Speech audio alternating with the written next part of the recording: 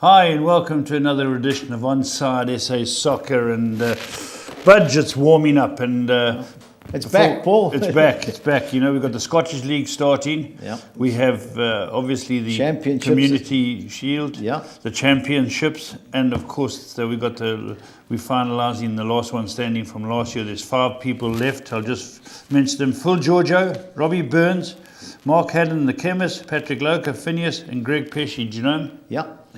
So they can't use any team that they've used before. Well, they've used 10 teams. You know, I thought somebody could use Arsenal because they look good things to beat Brentford, but they've all used Arsenal. So I'll send them all their previous selections. Okay. Next week we kick off, yeah. Right, well, let's get Stevie on the line. Stevie, good to talk to you again. We need an update on Premiership news. Yeah, there's a lot happening. It all seems to be bubbling up over the last few days. Right, let's talk about a couple of ones that Budge's put down here. I think the news has told us that Grealish is confirmed. What's Harry Kane latest from England? Well, I think there's a story there that we haven't really got a lot of clarity on. All we seem to know is that he hasn't returned to the UK yet from his holiday.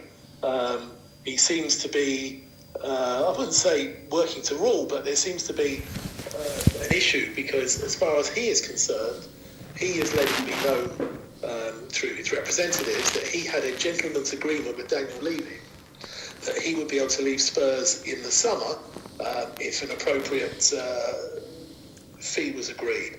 Now, Tottenham have come out very clearly and said they want 150, 160 million and won't sell otherwise. And I get the impression that that is not the fee that Harry Kane and his representatives thought that would be the fee that he would be able to go for. So at this moment in time, he's not in the UK, he's not training, and there's a bit of a stalemate.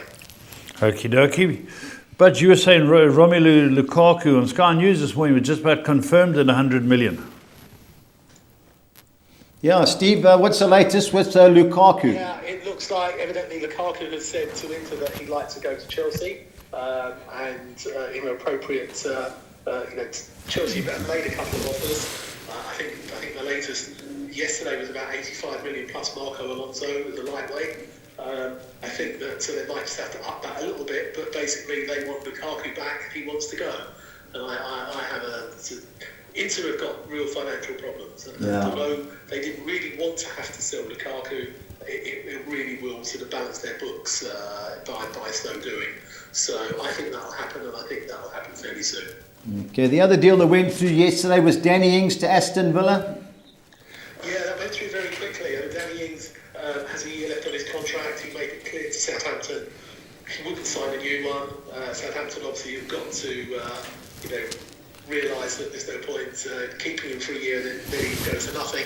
And they want players who want to play for them. Villa obviously came in, realised that very quickly, met the asking price, and a good acquisition for them and a loss for Southampton without doubt. Yeah. Rumours about James Maddison and connected with Arsenal? Yeah, I mean, this seems to be running for a little while, and it appears that Leicester may be prepared to let him go, and the sort of fee we're talking about is now close to 70 million. My understanding is that Arsenal are balking at that and are trying to sort of pay less but throw in 1 or 2 players. Leicester have said no, they just want cash. Now, when you think that Arsenal paid 72 million for Pepe, and he's hardly a starter, so you think if they really think that James Maddison is the player that they want in the middle of the park, and it's the same sort of price, if not a bit less than Pepe, who really hasn't shown that he's worth that. You think that if they want to aspire to get into that top 4, he's the sort of player they need. So they will have to sell 1 or 2, and I think that they're trying to sort of offload players. But I think if they can get sort of a potential sort of England player there who can last, I know he's got a few injury problems, but he could be shore up their midfield for a number of years. I think that would be a good buy. Is it a forward step, Steve? Leicester have just won the FA Cup. They finished higher than Arsenal the last few seasons. They won the league a few seasons back. Is it a forward step for Maddison? Well, that's an interesting question, and it does make you wonder sort of why he might be prepared to leave. But then, I guess he might be looking sort of longer term. Leicester have done well and they've consolidated their position. in the top sort of 6 or so. But maybe he thinks that Arsenal historically are a very big club and got big potential. You don't know what's been said to him about the sort of players that Arsenal. They've just bought Ben White, so they're obviously showing that they're prepared to spend money to bring in good young players. So I think you're right. It's an interesting one. I mean, a while ago, I guess a Leicester player probably would have jumped at the opportunity, but now, as you say, they finished above Arsenal as many times as the other way around in recent years. Yeah. Steve, talking about Leicester, they play in the Community Shield against Chelsea, at 6 o'clock our time. How do you see that going? Yeah, I think that's going to be a close game. I mean, obviously both teams are still, are in this sort of phase where, they've only really been back in pre-season with all their internationals for a short while. I saw Chelsea had a behind closed doors friendly against Tottenham, 2-2 last night. You're not quite sure. I mean, I think you'd think that Chelsea would start as favourites if they've got all their players back. But I think it'll be a close game. Hopefully it's an entertaining game. Yeah. The danger is it's a bit of a glorified exhibition on the basis that the teams are really sort of gearing up for the beginning of the Premier League season. Yeah. Man City, Steve, we've got 9 to 10 on our screen. Have they got the majority of their main players back? I think they have now. I think they're back. I mean, they might not be back for that long, but they're back. Yeah. It's going to be interesting to see where, because obviously we know that Grealish, it looks like he's definitely going there now, but unless they sign him today, it's unlikely that he would feature unless they put him on the bench. And again, if they're trying to get Harry Kane, their starting 11 in a few weeks could be a little bit different. Yeah. So, it'll be interesting to see who he starts with. It'll give an indication of the sort of team that he wants around him, Pep. But it's going to be interesting. Yeah, let's hope it's a good game and a few goals. Steve, the championship kicks off this week. Friday night is the opener. Bournemouth, who have Scott Parker, your ex-manager, up against West Brom. How do you see it? Yeah, this is going to be a close game, and this is, these are two of the very fancy teams. What's interesting is that they've both got players who I suspect won't be there in the next couple of weeks. Pereira has made it clear he doesn't want to stay at West Brom, and he's their heartbeat in their midfield. And with Bournemouth, they've just sold Sam Surridge to Stoke for $5.5 million, which is interesting because a lot of clubs are circling around Danjuma, Billy. Yeah. So I think as things stand, Bournemouth have got they played an EFL Cup game the other day and had a comfortable win over MK Dons 5-0. I think this will be close. I think it will give a good indicator of how the teams are going to do this season. I wouldn't be at all surprised if Bournemouth just nick it, but I think it's going to be a good game. We're looking forward to that. Okay, the second game we've got is Blackburn Rovers against Swansea. Now, Swansea have got Russell Martin who's taken over. He was at MK Dons. Now, I see there's a bit of a moratorium with Blackburn. They can't sign players. Surely the bettings are wrong. And obviously they had a couple of good loan players that they had last year. Like Harvey Elliott is back. He's back training with the first team at Liverpool. Yeah. So that's going to be a tough game for them. Swansea, on the other hand, obviously just lost their manager. It's a possibility that their captain Ashley Grimes could leave, and I know that Fulham have actually been heavily with him. So I think I think these are two teams that are probably, I don't think will make the playoffs this year, but I think it'll be a close game. And I think Blackburn probably at home just do enough to hold them. Yeah, I got a funny feeling Swansea. I just read the reports from Blackburn. Obviously, it's Preston's neighbours. They're struggling. Bradley Dack, their main striker, is injured along with the other. I think it's Armstrong. Apparently, Mowbray was saying you've got to get a few players in, otherwise they could be in trouble. Now, Sorry, Budge, is that? It's whether or not they hold on to Armstrong. I mean, yes. Rumour has it they want up to 25 million. I don't think anyone's going to pay 25 million for Armstrong. But if they wanted to release some cash, if they got something like in excess of 15 for him, then they could sort of bring in 2 or 3 players. Swansea City's boss is called Russell Martin. Russell Martin, yeah. That's what he called Aubrey. When we found in the trees of Wanderers, we called him Russell Martin. Martin, yeah. Okay, Bristol Blackpool, the promoted side. How is Nigel Pearson still in the job, Steve? I think he had a shocking end to the season, and it does make you wonder whether or not it's going to start any better. But you're not sure what you're going to get with Blackpool. They've done very well to claw themselves back up a couple of divisions in the last few seasons. I mean, Bristol will start as favourites just because Blackpool, one of the newly promoted teams. But I think that's going to be a close game. But you know, I think the Bristol City fans were very disappointed with their season last year. Yeah. So I think it will be close, but you know, I can't see Blackpool going there and getting a winning though. Yeah, 9 defeats out of the last 10 at home. Now, one of the Bristol City fans are going berserk. Now, the next game should be interesting, Steve. Cardiff City against Barnsley. How do you see that? Well, I think, Barnsley were a bit of a revelation last year after the struggles the year before, but they've lost their manager. You know, they've lost their last two managers. They've both done well and both been headhunted. And obviously, their manager Who's in charge now? Shop. And they sold one of their best players, Alex Mauer. Yeah. I think Cardiff probably just be a little bit too strong. Yeah, I actually backed them to get into the playoffs. Mick McCarthy's team that were going well fell away at the end, but I expect them to be close this year, or in the playoffs anyway.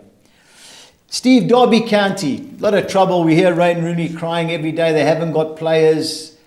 Huddersfield were woeful last year. It's because they're very lucky not to have had a points deduction. They breached the rules and they're on a transfer embargo. So all they're allowed to do is bring in effectively sort of loanees, essentially, or free transfers. So they haven't got, they've got a small squad. I think they will bring a few players in, but probably not in time for the weekend. This is a big opportunity for Huddersfield, who, I don't think they're going to set the division alight. But this is an opportunity for them to go and try and get 3 points. So I think if Derby get anything out of this game, they'll be doing well. The only worry about Huddersfield is they drew with Sheffield Wednesday in the League Cup last week, 0-0. So it's not really setting too many fires alight, but I agree. It was a Yorkshire derby and it was a Hillsborough, so again, it'd be interesting to see. Derby have shown no real form because of the problems they've got. So we'll see. It'll be an interesting. I think Derby will struggle again this year. Yeah, unless they get a million loanies in, you're right. Steve, on to the second page, you've got Luton Town against the Posh of Peterborough. How do you see that? They were promoted. Luton did very well last year, consolidated the position. Could have gone down the year before.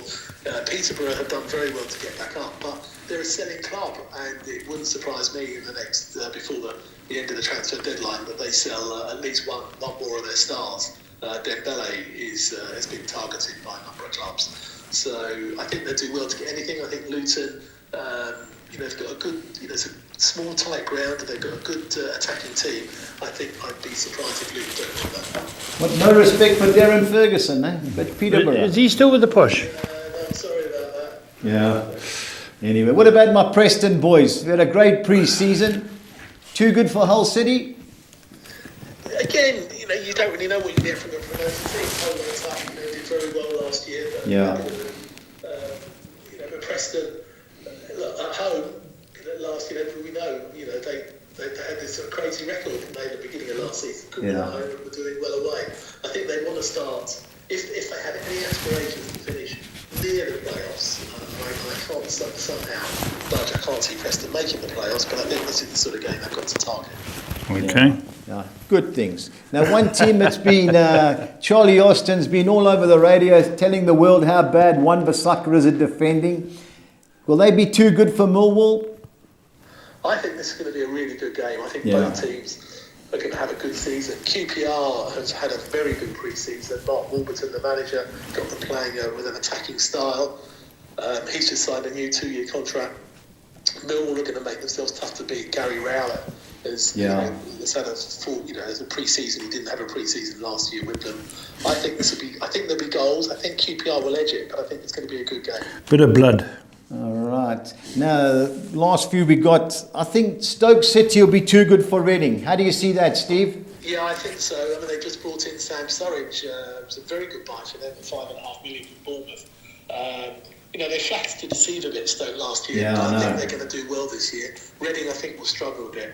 I think that they've not strengthened at all, and I think you find that Stoke should start off with a home win here. Yeah, and Sheffield United, if they keep all their players like Fulham, I think they'll be coming straight back up. Surely they're going to be too good for Birmingham? You'd expect them to. I think that they might be under pressure. With someone like Santaberger my understanding is that he's not keen to stay. Okay. John Lundstrom left them. But if they keep the bulk of the squad together, we know that these players are more than capable. Most of them play for the Championship. They're more than capable.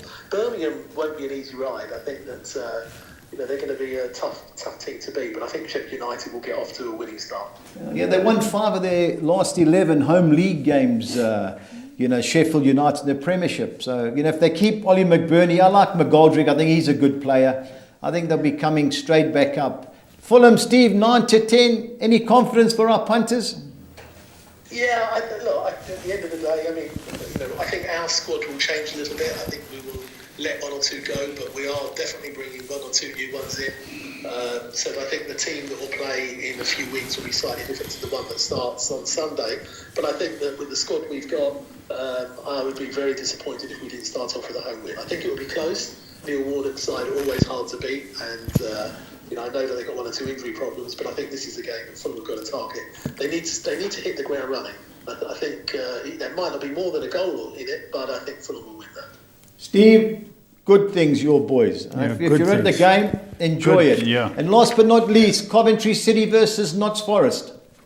Well, this is a huge game for Coventry, back at the Ricoh Arena for the first time in a few seasons. Yeah. Unexpected.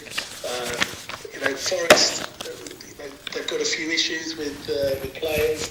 They obviously need to strengthen the squad. I think with the emotion of being back at home, I can see Coventry either pinching it or at the very least holding Forest. But I think that's a complete sort of Coventry fans who have had to travel to Birmingham over the last few seasons. The thing is, I watched them against Wolves in a pre-season friendly. They look very good going forward, but defensively they're a little bit suspect. So I think it'll be a good game. Steve, pressure as always. I need your best bet and value bet, please. And you can pick Fulham. Well, I think I will. I don't normally, but I think looking at it, I think I've got to have some confidence in my team to start the season as they need to go on. So I'll go for Fulham as my best bet. But for my value bet, I'm going to go for Aberdeen. I was really unimpressed with Livingston last week. They flattered the deceive holding Rangers until quite near the end. Yeah. And only losing 3-0. But Aberdeen, obviously they're playing in Europe as well, so they're getting good match practice, and they had a good start. So I fancy Aberdeen as my value bet. All right, Steve. Steve, as always, thanks very, very much, Steve. And listen, I'm going to take it to the CEO that we sort out these gremlins. If 1 goal goes missing, we all stumped, but I'll sort it out, Steve. Steve, take care. And next week, maybe we'll touch on the new VAR rules. Yes, definitely. Thanks, Stevie. Okay, talk to you soon. Cheers, bye. Bye. There we go. That was Stevie B. But now... Scottish Premiership, Paul will glide through. They've only really played one game. The first game's Dundee United up against Rangers. Rangers got beat 2-1 by Malmo, the Champions League. 1-4 says it all, Paul. Dundee United got beat by Aberdeen. I'm all over Rangers, but 1-4 in your accumulators, but I wouldn't be emptying out at a single bet. Second game, St Mirren versus Hearts. I watched Hearts beat Celtic 2-1. Their goalkeeper, Craig Gordon, was outstanding, the Scottish goalkeeper. And at 14-10, I think they're a great price to go to St Mirren and get a result. Now, Celtic are struggling. They got beat 2-1 by Hearts. A little bit unlucky as they had a goal disallowed that wasn't. And playing a Dundee side who drew 2-2 with St Mirren last week, I expect the boys to get back to a comfortable victory. Hibernian hosting Ross County. The Hibs playing the Europa League tonight against a Croatian side called Rijeka. And I think they'll be too good for Ross County. 5-10, not the greatest of prices, but I expect the Harbies to get a result. Livingston versus Aberdeen. As Steve said, Aberdeen going well. They play in the Europa League tonight in Iceland against Breidablik. 18-10, I think, is a great price against the Livingston side, who got beat by Rangers last week, but never offered any real threat against Steve Gerrard's team. And last but not least, I fancy St Johnstone. They drew last week at Ross County, but missed a penalty in the last 15 minutes. And against a Motherwell team who were terribly poor in defence, I think St Johnstone are good things at even money. On to our soccer exotics for the weekend. We kick off on Saturday with a Soccer 6. I'm going Cardiff, win and draw at home against Barnsley. I'm siding with Huddersfield Town to avoid defeat against Derby County. QPR, win and draw at home against Millwall in the London Derby. I've thrown the draw in with the Community Shield. I don't think Man City will have their full side, so I'm looking for a draw, Leicester City to at least take it to extra time. Charlton Athletic, I think, will avoid defeat in the League One clash against Sheffield Wednesday. And I think Sheffield United at 8.5-10 are the best bet of the weekend, 192. Our second Soccer 6, I've had to find a banker, so I'm chancing Man City to be too good for Leicester. I'm going Charlton Athletic, win and draw at home against Sheffield United. I'm going KB Mechelen, win and draw at home against AS Eupen. I'm siding with New York to avoid defeat against Dunkirk. I don't see Gwyn Camp losing at Grenoble Foot, and I'm going with another away team, top of the league Paris FC, to avoid defeat against Le Havre, 192. On to our Soccer 13. I'm going Man City to be too good for Leicester. I'm going Swansea City, win and draw at home against Blackburn Rovers. I'm going Bristol City to avoid defeat against Blackpool. I don't see Cardiff City losing at home to Huddersfield, and I'm chancing Huddersfield. Sorry, so that was Cardiff City to win and draw against Barnsley. My apologies. I'm going Huddersfield Town to beat playerless Derby County. I don't see Luton Town losing at home to Peterborough. I'm going for my beloved Preston North End to be too good for Hull City. Our second page, I'm going Queen's Park Rangers, win and draw at home against Millwall. I'm bankering Stoke City to beat Reading. Malmo to beat Halmstad. I'm going Orebro, win and draw at home against Mjolby. I'm siding with the away team, GIS Sundsvall, to avoid defeat at Falkensburg, and ending off with a banker, IFK Bonamo, to be too good for AFC Eskilstuna, 231. On to our budgies bets for the weekend. We start off in the Championship. I'm going Fulham to beat Middlesbrough, Preston to beat Hull City, Sheffield United to beat Birmingham City, and I'm going Swansea City, win or draw at Blackburn Rovers, 2,200 to 200. On to Scotland, where I'm going Hearts to beat St Mirren, St Johnstone to beat Motherwell, and over 2.5 goals in the Celtic Dundee and Hibs Ross County fixtures, 2,400 to 200. Our both teams to score sides are Bournemouth West Brom, Cardiff Barnsley, Coventry Notts Forest, and QPR Millwall, 2,500 to 200. Our team goals only, I'm going Fulham, Notts Forest, Preston and Sheffield United, all to score over 1.5 goals or a minimum of 2. 20 to 1, 4,200 was our play. On to Sweden, I'm going Malmo to beat Halmstad. I'm going Häcken to beat Östersunds by more than 1 goal, and ending up with over 2.5 goals in the Norrköping in Kalmar and Varbergs Sirius matches, 2,500 to 200. And our Collis King, 6 or Nixa. I'm going Fulham to beat Middlesbrough, Sheffield United to beat Birmingham City, Rangers to be too good for Dundee United, Häcken to beat Östersunds, Malmo to beat Halmstad, and Flamengo of Brazil to be too good for Internacional, 2,800 to 200. Thank you for listening to our show, and please remember to stay on side.